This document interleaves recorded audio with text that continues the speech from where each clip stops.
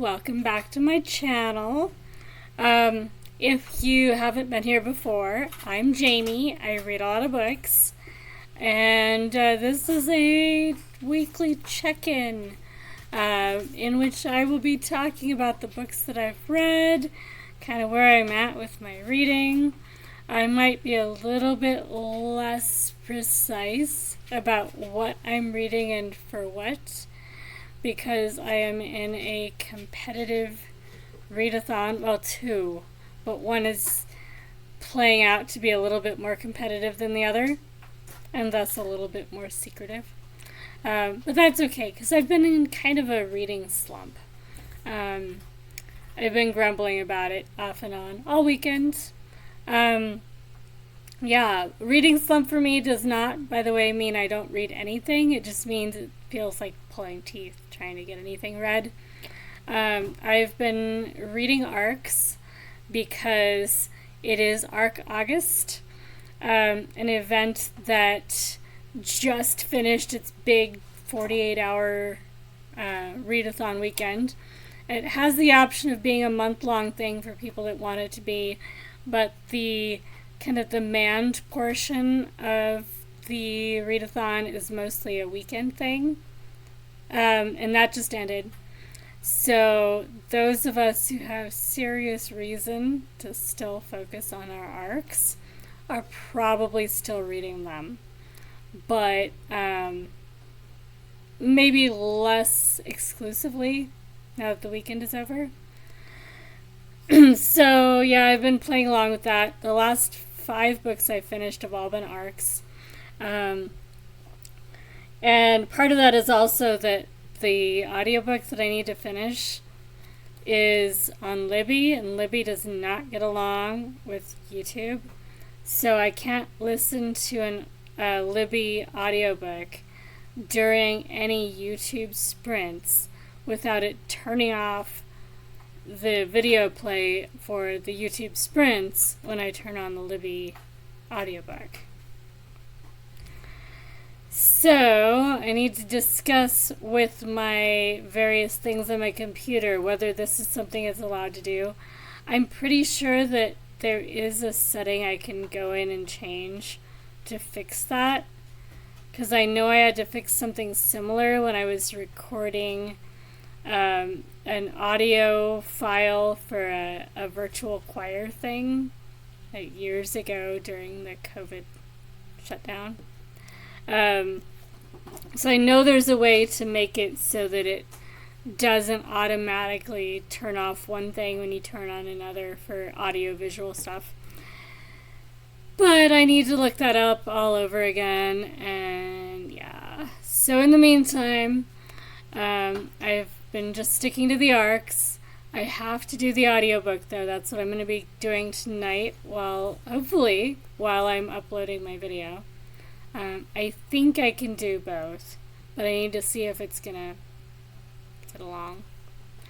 Anyway, the rest of what I'm chatting about with respect to books this video is my book haul, because while I was not really doing much reading over the weekend, despite the 48 hours of sprints, more than 48 hours, because after the official sprints were over, we continued sprinting for several hours after that, so all weekend. But there was a Friends of the Library book sale this weekend, 50% off of all of their stuff at their bookstore. Our library has a brick and mortar bookstore, so that's nice. And yeah, 50% off was really nice. It made a lot of books really affordable. And on top of that, they have this monthly letter of the alphabet thing where hardback fiction that's, authors whose names start with, these letters is $2 a book. Because otherwise the hardbacks are expensive, nobody wants them, and they take up a lot of space. and they can never get rid of them, and they end up clogging up the bookstore. So it's a lovely little sale that the two turned out to combine. I had to find this out by trying it with a couple books the first day of the sale that I went. And when I found out that they do in fact combine the two, so all those hardbacks are actually $1, not $2, then I had to go back and get some more books. So 2 days in a row, I bought some books. First day I got 15 books, although some of those were from the free shelf, because they have a free shelf, a rolly cart just outside the store where they put things they don't think they can sell. So I adopted a few books off there and bought some books. I think I bought 10 or 11 and adopted the rest. And then I went back and bought 23 more books the following day. So I got a few good books. I probably won't talk through all of them just because that's a lot of books. And not all of them are worth talking too much in depth about. But I'll show you what I got and chat about them a little bit. I suppose I should mention some of the books I finished, but I don't know. I just haven't been finishing a lot of books. So the one I just finished was Thunder City by Philip Reeve. This is a book that comes out in November. It is a standalone in the Mortal Engines series, or in the Mortal Engines universe, because it's a standalone. And I'd never actually read anything from this world, and I loved it. So I will be watching for more. The cities move, like on tracks. So imagine kind of like the castle in Howl's Moving Castle, but a city on tracks. And then they eat other cities. I love it. So yeah, I'm definitely looking up more books from this world. The first chapter, and I hadn't read any of the other books, so I did not already know what to expect going into it. First chapter reminded me very much of the Mad Max movies. So that was a good start, because I grew up watching those. So yeah, definitely one of the better books I've read for a while. And definitely helped with the whole reading slump thing, because I didn't go into full slump mode. I did keep reading the entire weekend. It just took a while to finish that book. It was only a 336-page arc, so. And then I did finish a 48-page short arc after that called Unlocking the Universe by Suzanne Slade.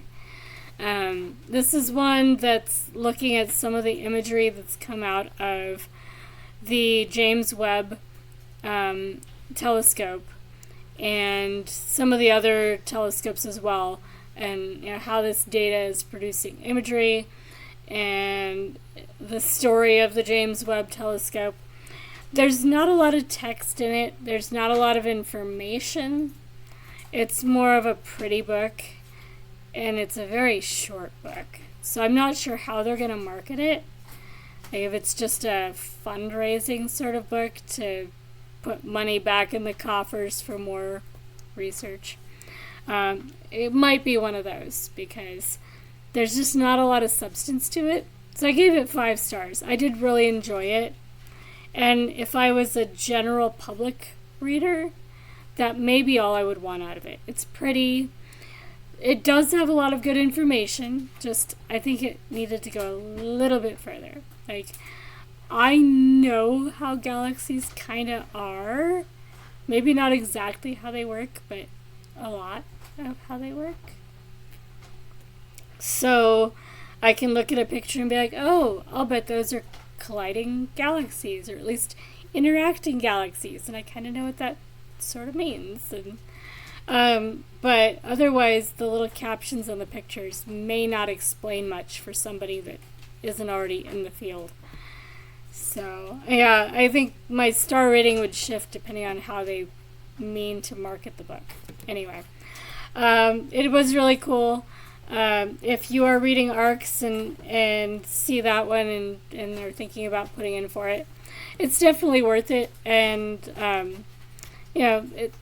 part of the game on NetGalley is to keep your percentage up. It's an easy book to finish. It's a pleasant book to read.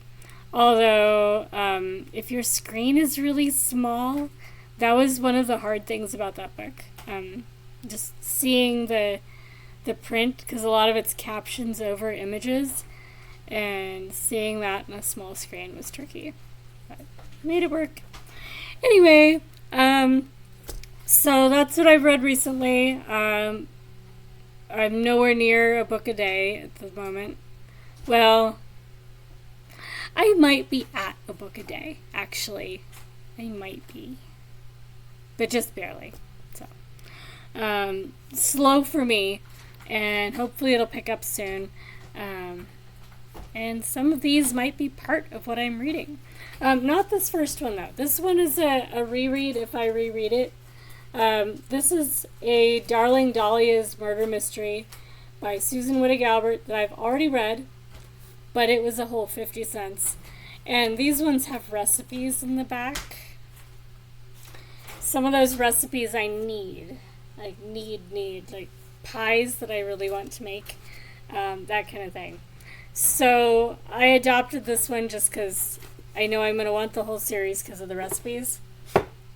And I will reread them eventually. Those are the ones that are set during the Depression with the Garden Club ladies. So, that one should be fun. I got a book by Oscar Huelos, The 14 Sisters of Emilio Montes O'Brien. This is the same author as did The Mambo Kings Play Songs of Love, which was an award winner and really, really good, and I loved it. So I have a few more I got from other book sales, but they had several more of these that I didn't remember already having. I need to make a list, though, because I don't actually remember now which ones I own, and for future, it's going to be even harder to get books by him that are not going to be duplicates. I got some Jack McDevitt books. This one is A Talent for War. And I don't know how this fits into the series. My sister suggests that it may be book one in the series I've been reading, but she's not sure. So it does not say on it what it is. So if it is book one in the series, it was an addition from before the rest of the series existed. So we'll find out. Jack McDevitt does several series that I've been reading. Alright, we've got another Oscar Huelos book, Empress of the Splendid Season. He has such great titles, too.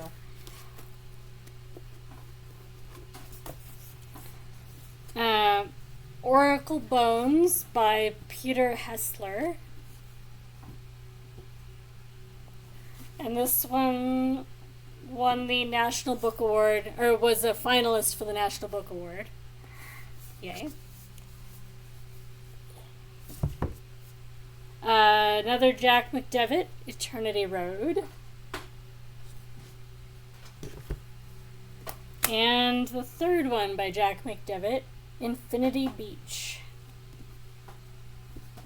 And I think those two are definitely in the same series. I got a Simon Brett novel that I've not read before. I've read the first book from this series, the Blotto and Twinks series, and they're not my favorite by him. They remind me of the Agatha Christie books with the husband and wife investigative pair, and I'm not really a fan of those either. So, yeah, they're very similar sorts of vibes. But it was 50 cents. Eventually I'm going to want a book by an author I've read before for a prompt. It's very short. So, It came home with me. I will enjoy it enough for a readathon, I'm sure. I found a book off of the 1001 book list that I needed, Death and the Penguin, which I've heard good things about from other people on BookTube that are reading that list, so I should probably get to this one soonish. And I found several Elizabeth George books. This one was a paperback, so this one was at the 50% off sale, but it wasn't also on sale from the $2 books thing. But the other two that I found were, because they were hardbacks, and the letter span for the $2 books was D through H. So that was nice. So when I get to the other ones, they were actually $1. I got one book that I'm not looking forward to. I'm absolutely not. But it's on the 1001 books list. And when I finish it, I will be done with all of Ellen Hollinghurst's books that are on that list. And I'm never going to have to read them again, because if they add any more Hollinghurst to the 1001 books list in future editions, I'm not reading them. But I am going to read this one just so I can check it off. Yeah. I probably have friends that really enjoy him. I am not a fan at all. Swimming Pool Library, one of the worst books I've made myself finish. Actually, The Line of Beauty was slightly better than the Swimming Pool Library. Both were terrible as far as Jamie ratings. They were 1-star books. Why am I making myself read these books? Why? Because I'm a completionist. They're on the list, and I want to check them off. And it's going to cause me more distress to skip them than to just make myself read the stupid book. So, be glad you are not a completionist if you are not one, because, yeah, sometimes the trade-offs are very painful. Alright, so this one's one I am looking forward to. This is one that was $1 because it's in that letter grouping. So I might finish or at least catch up with the Inspector Lindley series sooner than I was going to.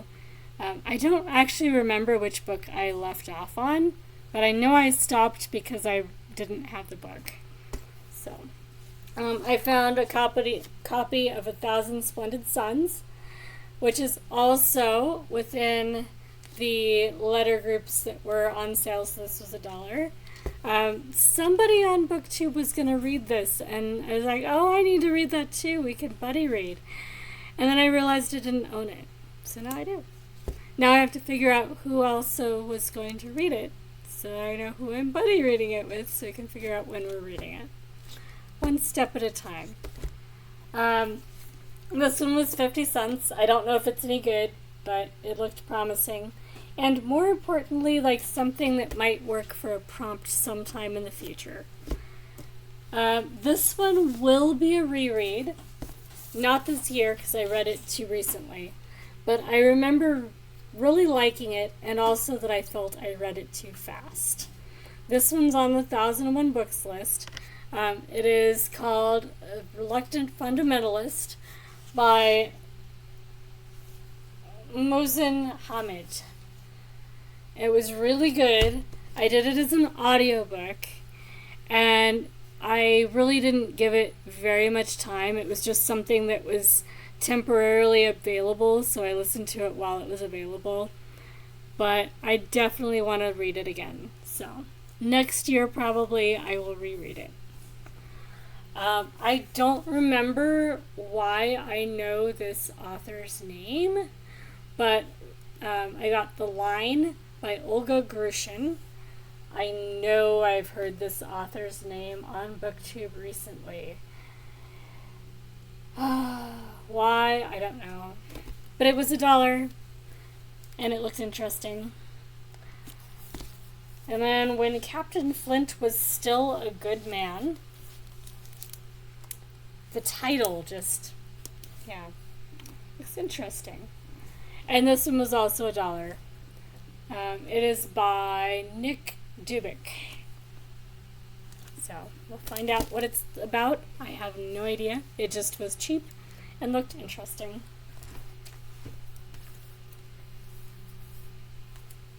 This one's one that's not probably going to be much of a reading book. I might read it if I need something short. There are always those prompts where you're supposed to read a book that's shorter than a certain number of pages. This one will be for that. Let's see if I can get the... There we go. It's harder with these big books to get them in the screen. This one is one of my favorite artists. Odilon Redon is one of my favorite artists. The other one being Zadislav Beksinski. And I was hoping to find a book of his stuff too. There has been a retrospective show of his work, of Beksinski's work, going on in Europe somewhere. So there's probably new books coming out of his work. In the meantime, I did find Redon. This is the guy that does the Weeping Spider.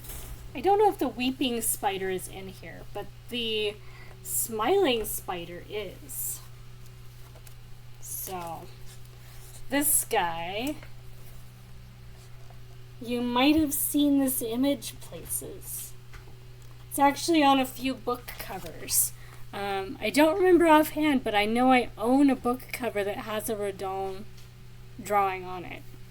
So, yeah, so I'm looking forward to this one. I don't care if I don't actually plan to read it anytime soon. It's for the pictures.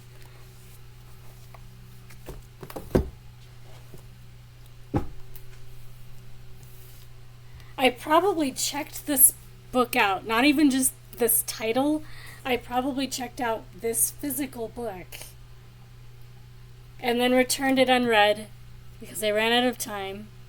And then it was deaccessioned, and now I bought it for $1. So, Peter Hoag wrote the murder mysteries Smilla's Sense of Snow, which has a few other titles, and they're all in translation. And there's also the Elephant Keeper's Children. I don't remember if that's the title. Anyway, there's several bizarre novels that I've read by him. Something about Danish dreams. Yeah.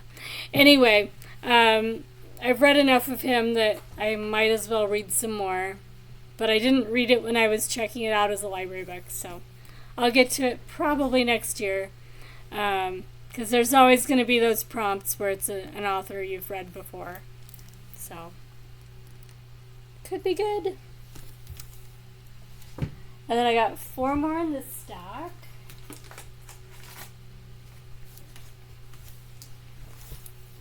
Another Elizabeth George. These are fat books. These are going to be useful for the kinds of readathons where length matters. The whole series tends towards longer books. This one, I just thought it looked interesting. I've never heard of it. I've never heard of the author. But it just looked interesting. It is a fiction book following a family of Afghan women and their families, I guess. I'm going to try not to read too much of it so that I don't know what it is when I start it. But yeah, it's a family story looking at Afghani women. Beyond that, I will find out when I read it. But yeah. It's amazing what your evaluations of books looks like when they're all $1.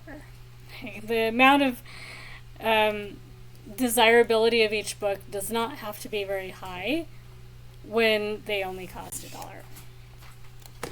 It does mean I'm going to need to clear some space on my bookshelves for a lot of books. I did get one Cory Doctorow book that I have not read yet, Little Brother. I've been enjoying his books for kind of a doom scenario of where we could be headed with surveillance technologies and our willingness to accept being surveilled and being controlled by the media and everything. So, yeah, it should be good. He's a good writer. I'm not totally convinced that the world is as scary as he makes it out to be sometimes. But parts of it probably are. And then this book, I have one of the other books in the series that I got off the free shelf at our library. So this one's actually a nicer copy because it doesn't have all the library stickers and all. But I read book 1. I think book 3 is the one I got off the free shelf. So I might be able to finish the series, which is exciting. It's a fantasy series involving maps and kind of a post-apocalyptic world, but it's not really clear. Oh, and the author is Ronlin Dominique. Ronlin Domingue. Domingue, yes. Ronlin Domingue. Okay. So, do you guys really want to see the rest of the books I got? If not, you can always make it go fast. And then you'll just see me hold up all the books. This one I'm not going to talk about much. It'll probably be a reread. I don't really know if I want to read it. It was free. This one was also free. I don't think I've read it. And it's not very long. So Willa Cather, Professor's House. I've read The Heart of Darkness, and I don't plan to reread it, but I've not read The Secret Sharer. So I will reread The Heart of Darkness probably along with The Secret Sharer at some point. And this one is an author that my housemate has several of, but I don't think she has this one. I don't know if they're very good, but they're very short. And I'll find out. I really like Kent Harif. I've read most of his books, but I've not read this one. It's actually not very long, so it will be useful for things. This one's called Where You Once Belonged. Kent Harif is a Colorado author, I believe. He sets a lot of his books in Colorado. And in parts of Colorado that I know. I always love those books where when they're describing a space, you actually know that space and they get it right. So he's one of those. This one will be a reread. It's a nice copy, not library stickered anywhere. I've been reading Evelyn Waugh because a lot of his books are on the 1001 Books list, including this one. And I actually really like his books. So I will be watching for other nice copies that are really cheap. This one was $2. So it was nice and cheap and way cheaper than buying it any, retail bookstore. I got Birds of a Feather by Jacqueline Winspear. I think this one's a reread for me, but I'm not sure. Witness at the Wedding by Simon Brett. Depends on which series it's in. Oh, it's a feathering mystery. I may not have read this one yet, because I didn't get very far in feathering. Maybe book 6. So, I don't know. If it is a reread, I need to reread it, because I don't remember it very well. This one's a biography that I got free about Mrs. Roosevelt. So when I'm looking for good books in November, I might get to that one. Pulitzer Prize winner, The Orphan Master's Son by Adam Johnson. One of those prompts where I need an award-winning book. Have I changed my reading because of the readathons? I don't know. I recognize books differently, but also, the more books you've finished, the more you have to look outside of the books that you already know to get more books to read. So, I don't know if doing readathons has really changed that much of how I read. But being on BookTube, I'm aware of some things that I didn't look at before. I don't know. We'll see by the end of the year what I think. This one's an older book. This is the Diary of Samuel Pepys. An abridgment edited by Isabel Eli Lord. So we'll see how this one is. This one will probably be a November book. Yes. Yeah, so antique book. I don't know when it was published. Is it actually antique? It might just be vintage.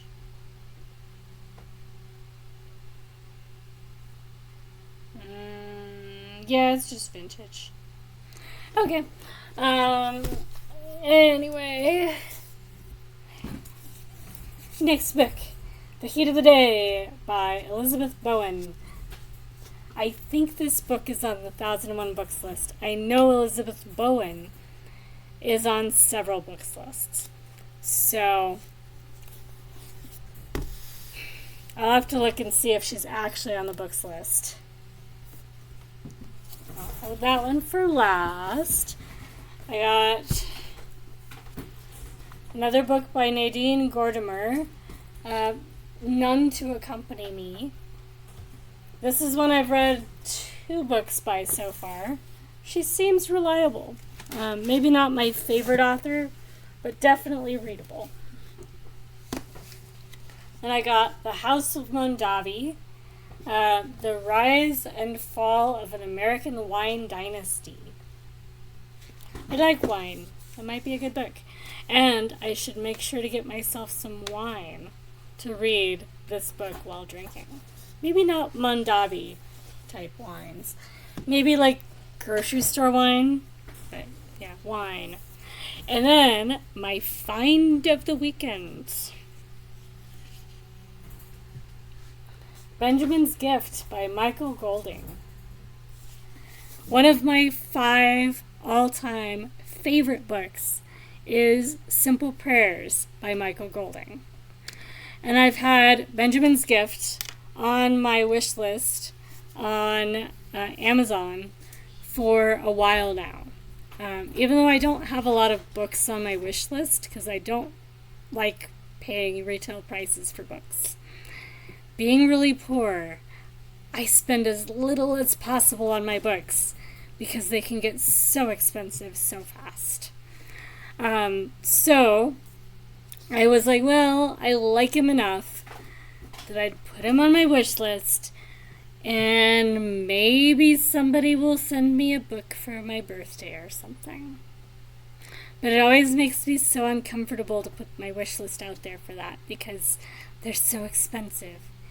And oh my gosh, you know how many books I could get for that same amount of money at like a book shed where they charge you $0.25 a book? Yeah. Anyway. Well, the stress of that dilemma is gone for this book because I found it at the bookstore this weekend for $1. Yes. And it is an autographed copy. Not that autographs ever really matter that much to me, but it is signed by the author, and it was $1. So I will be reading this book the next time I have a prompt where it even remotely fits. I will be reading this book. So that was exciting. Yeah, so I got a few books. I will leave the library books that I checked out for a separate video. And I might do a video that's actually like all the library books currently on my shelves kind of thing. Rather than just the 8 library books I checked out recently. Because I am going to try to clear my library collection as a focus, probably after I'm done reading ARCs. So when I get my ARCs down to a reasonable number, which might be fewer than 10, right now we're still at around 50, so it'll be a while, then I want to start getting my library books read and returned.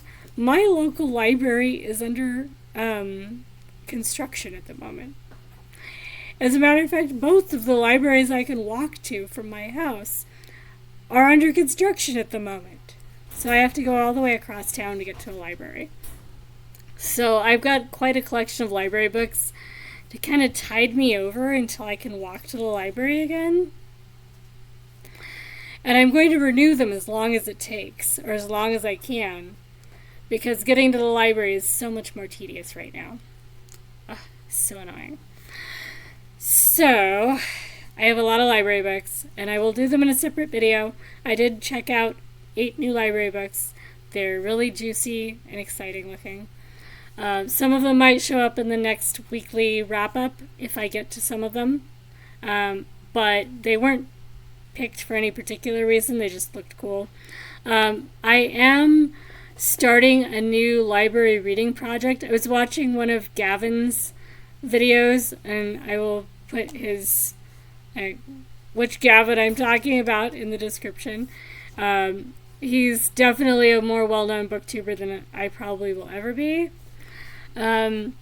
But he was talking about a reading his library project and that he had to switch libraries when he moved. And it was like, oh, I had a library reading project. It was so much fun. I was reading all the A's. And now that I have to switch libraries anyway, for the foreseeable future, well, for at least a month, but for a while probably, I'm going to start a different letter. Because I got tired of the A's. I read a lot of them, and I got to where I didn't want to read any more V.C. Andrews for a long time. And there were a lot of them at that branch library. So I'm moving to K. I'm going to read the K's. And I'm not going to make myself read them in order. I did that with the A's, where I started at the beginning and worked my way through them. I came across a lot of great books that way. But the first book in the K's didn't appeal to me. It probably will be something I'll get to eventually, but it just didn't speak to me this time. So instead of that, I just picked a small stack of K's, and I'm going to read them, and when I return them, I'll get more K's. So that will be a thing. So you might notice there are a lot of books by authors starting with K for a while. Not just from the library, but just in general, because if I own them already, I don't have to check them out. So that's going to be a thing. And also, I will mention now, and I'll probably mention it every so often, within K for that matter, Stephen King. I'm not going to be reading much of his books the rest of the year. I will read a few, but only if I was going to read them anyway. Because I'm going to start from the beginning of his publication order backlog, and I'm going to read them all, starting in January. So the first few will be rereads. I have not yet decided if I'm going to reread the Bachman books. I probably will reread some of them. But I gave my copy of the 4 Bachman books, like the bind-up that includes Rage, to, I think, one of my sisters. And I don't know if I'm getting it back or if they already read it and passed it on. So I may or may not read that one again. So it may not be a perfect reading all of Stephen King project. And I didn't really like Carrie. So I'm kind of like, well, do I have to read Carrie again? I don't know. So I have some decisions to make about how completely I plan to read all of King. It may be something where if I really don't want to reread it, I'll just skip it or watch the movie or something like that. But that's going to start in January. And if I haven't read the book yet, it'll be a first time. And if I have, it'll be a reread. And I'll just work on my way through. So that should be exciting. And I will be including all of the short story collections. So I'm just reading all the way through all of them. Not picking and choosing novels versus short stories and nonfiction and all that. So yeah, that should be fun. And where there are preferred texts versus the original texts, I'm going with the more complete version. So I will be reading The Stand in its long form, not in the original shorter form. So yeah. If you are interested in joining me for that, I will probably be putting stuff about that on my Discord. But it's going to be a while. We're still in August. Yeah. Let me know what you've been reading. Did you get any great books recently? Have you read any of the books I just showed everybody? Have you been doing library reading projects? And what do you do for your library reading projects? Inquiring minds want to know, but I'm going to sign off so I can start uploading this video. So I will see you guys in the next one or somewhere on BookTube. Bye, guys!